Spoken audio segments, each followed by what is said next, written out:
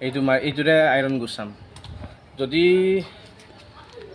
ৱাশ্বিং চেণ্টাৰত যদি আমি গাড়ী এখন ধুব যাওঁ তেতিয়া এইটো ৰাবিং মাৰি ধুলে 1500ৰ পৰা প্ৰায় 2000 টকা লয়। এইটো 70 টকাত হৈ গৈ আছে। চাব, চাই থাকিব।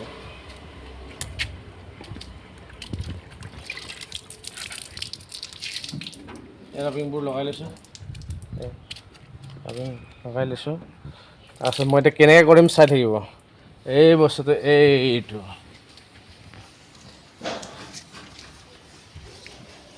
70 টকাত আইৰণ গুচাই দিম মই।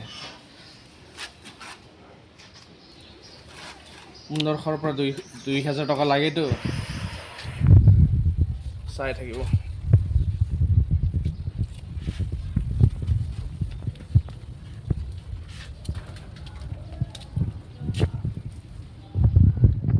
অকল মই নহয়, মোৰ লগত হেল্পাৰো আছে। পূৰা ছাতি লৈ পূৰা একদম আইৰণ গুচোৱাত লাগি গৈছে।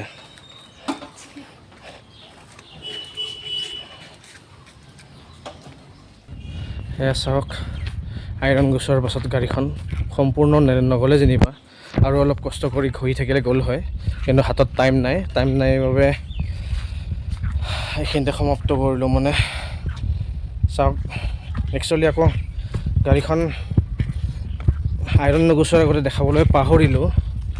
দেখুওৱা হ'লে আপোনালোকে সম্পূৰ্ণ গম পালে হয়।